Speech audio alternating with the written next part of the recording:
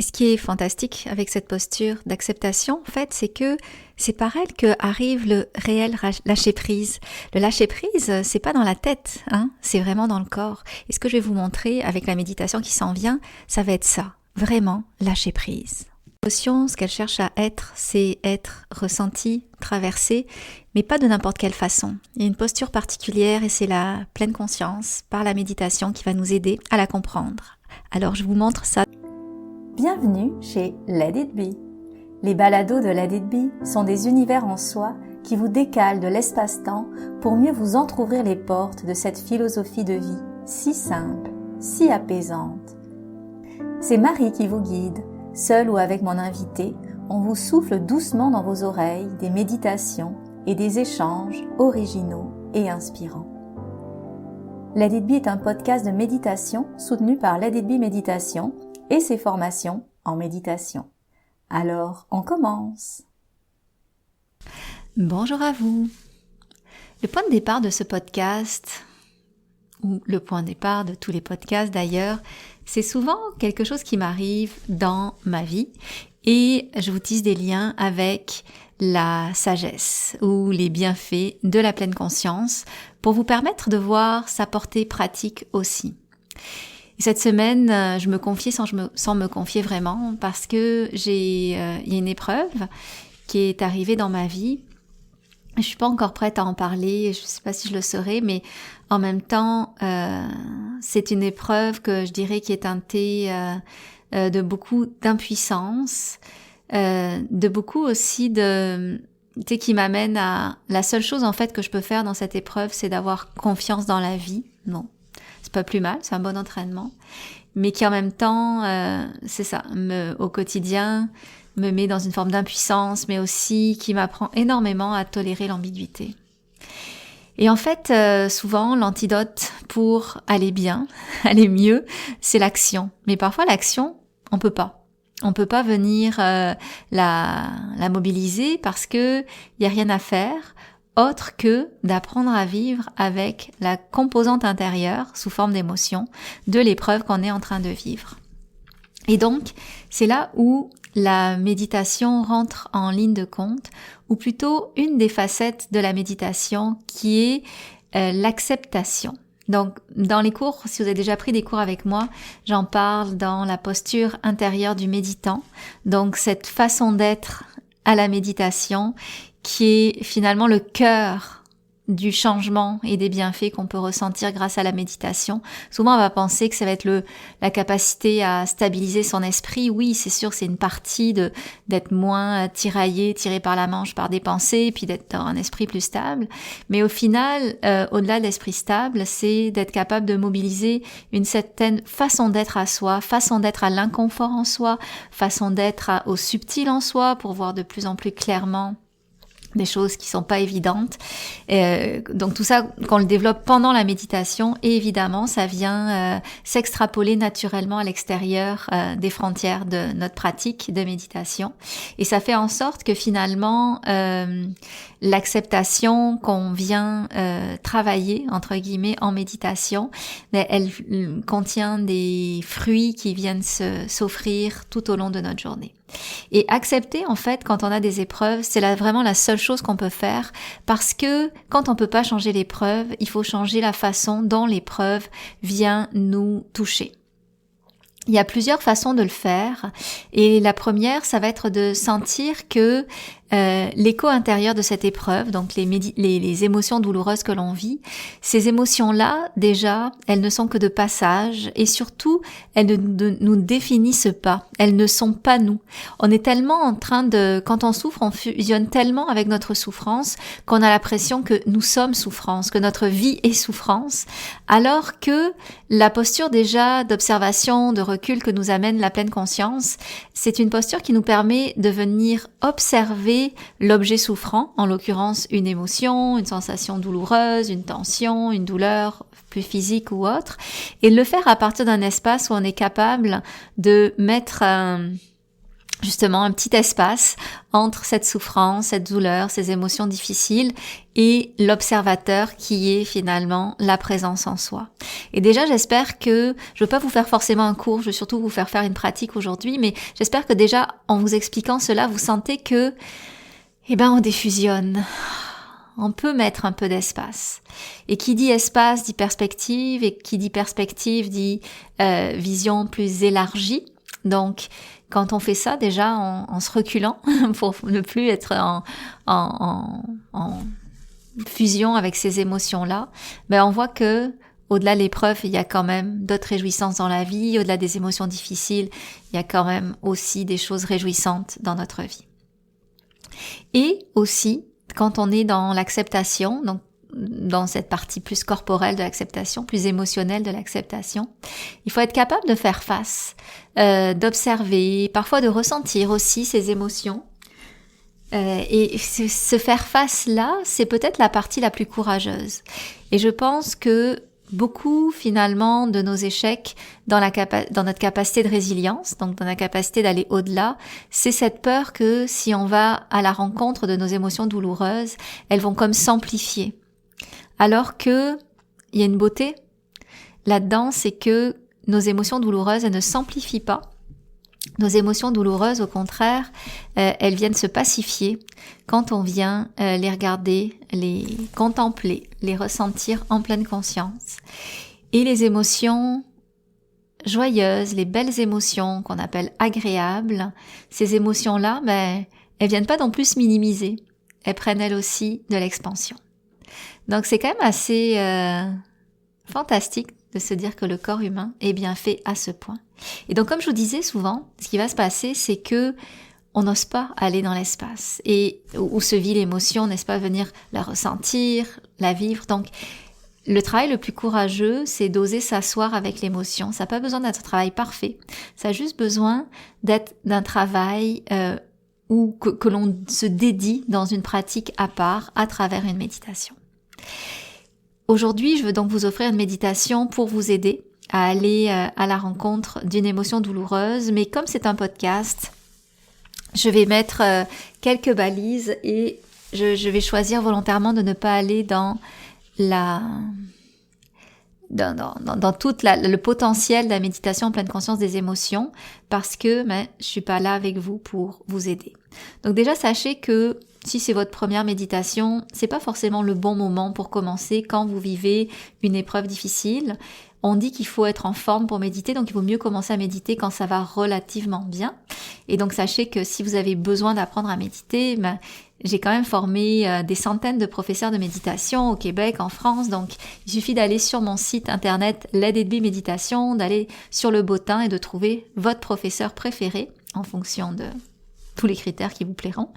Et comme ça, vous allez pouvoir avoir une bonne formation de base en méditation. Moi aussi, j'offre un cours, mais c'est vrai que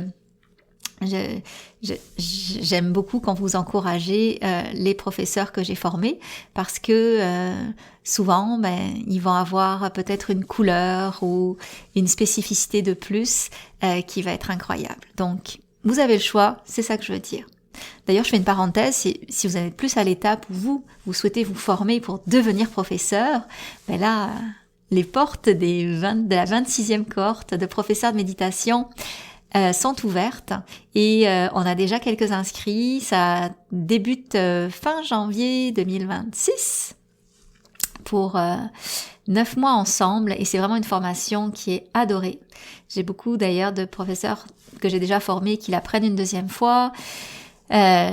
J'ai des nombreux commentaires chaque semaine par rapport à la transformation intérieure qu'elle procure, à la générosité des outils qu'il y a, à la facilité aussi après de redonner ces outils à travers l'accompagnement que j'offre. Donc, je suis pas gênée en fait de parler comme ça de ma formation de professeur de méditation parce que elle offre un réel changement.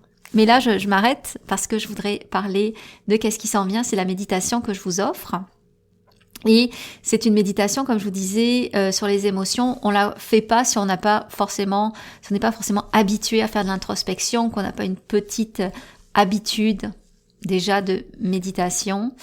C'est une méditation aussi qu'on fait pas si on sent un sentiment qui est plus de l'ordre de l'insécurité. Et bien sûr, de manière courante, on médite pas si son état psychologique n'est pas stable, si on a des idées suicidaires, si on est dépendant d'une substance prescrite ou non. Donc, minimalement, c'est ça. Donc, vous pouvez demander aussi conseil aux personnes qui vous connaissent et vous suivent pour vous aider à sentir si c'est une bonne pratique pour vous. Alors, on commence. Prenez une bonne respiration, comme pour marquer l'entrée dans la méditation.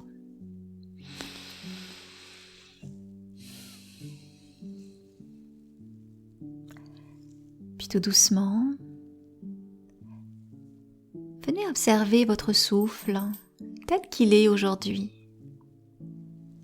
sans chercher à le dénaturer, en vous imaginant qu'il faut qu'il soit profond, contrôlé, rythmé. Non. On commence déjà à prendre ce pas de recul pour venir apprendre à observer le souffle tel qu'il est à cet instant, sans effort.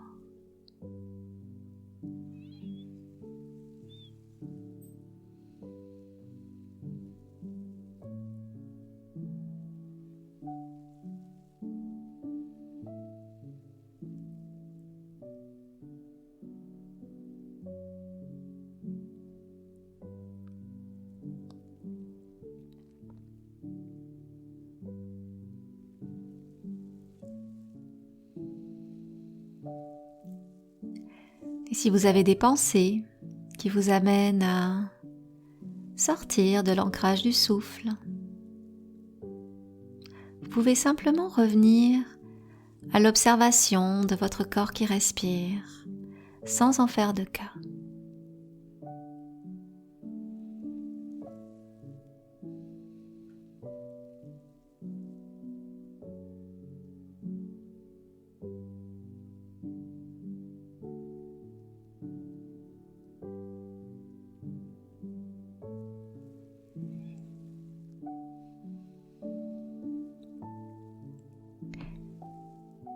Sentez déjà comment, juste par le jeu de l'observation du souffle, vous êtes capable de voir que dans votre corps, il y a votre corps qui respire et que vous pouvez être le témoin de ce mouvement naturel du corps qui respire et sentir ainsi qu'il y a comme un espace qui se crée en vous entre la présence qui peut observer, qui observe, et tout ce qui est vivant, vibrant dans votre corps, le souffle donc, mais aussi le reste.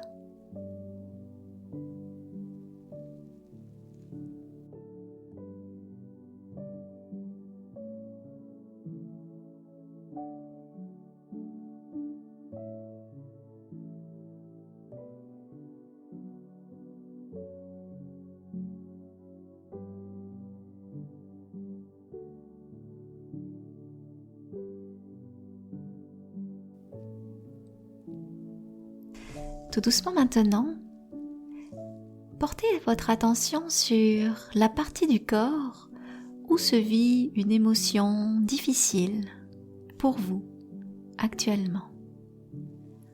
Cela peut être au niveau de la gorge, de la poitrine ou du ventre.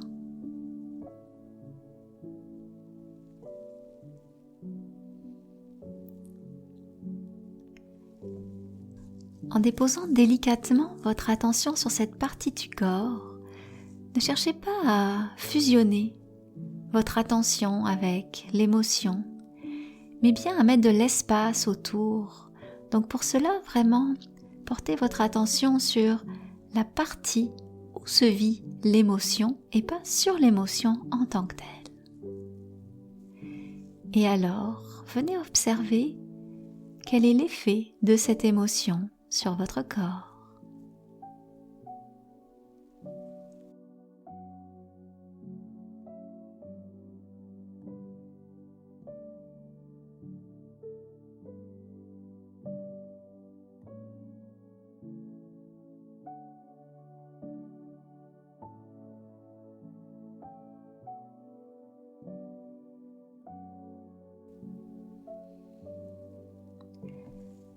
lit, si c'est confortable pour vous, si l'émotion ne vous emmène pas à ressentir de l'angoisse ou de l'insécurité. Permettez-vous de la ressentir. La ressentir pleinement, sans vous crisper, sans vous contracter.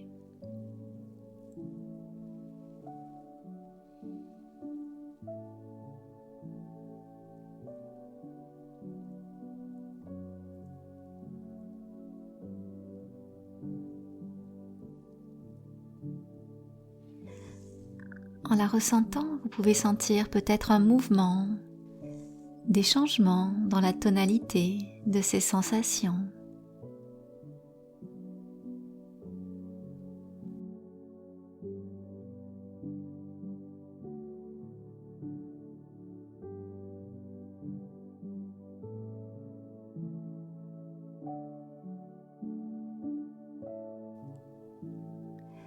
On ne cherche pas à absolument la détendre ou la faire disparaître.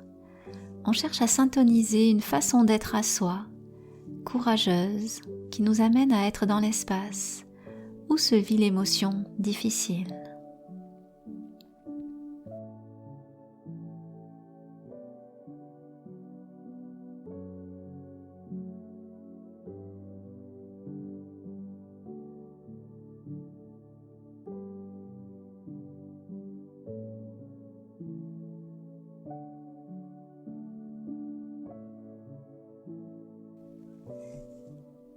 Et dans tous les cas, on s'entraîne surtout à se décrisper, à rester détendu, malgré le fait de cette souffrance en soi.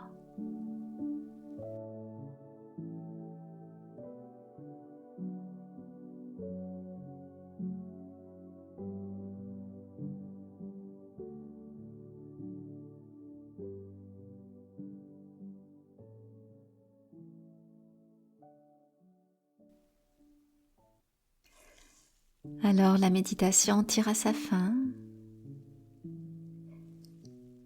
Permettez-vous de voir que vous avez fait quelque chose de très différent de d'habitude pour aller à la rencontre de vos émotions.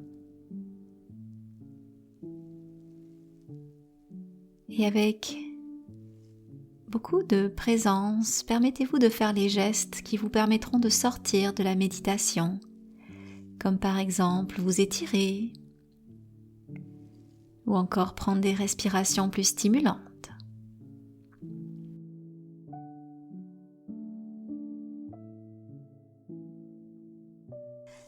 Alors je vous remercie pour ce moment ensemble. J'espère de tout cœur que cette première approche vers la pleine conscience des émotions vous a permis de venir sentir qu'il y avait une présence en vous, capable de faire face aux épreuves de la vie intérieure. Parce qu'une épreuve, finalement, c'est souvent intérieur. Il y a un écho extérieur, mais ça se passe à l'intérieur de soi. Alors, je vous dis à très bientôt. Puis, si vous voulez qu'on reste en contact, inscrivez-vous à l'infolettre ou vous pouvez aussi vous abonner au podcast. Et même, il paraît qu'il faut dire à la fin d'un podcast, vous pouvez même me mettre 5 étoiles sur mon podcast si ça vous tente. J'adorerais ça. Merci beaucoup.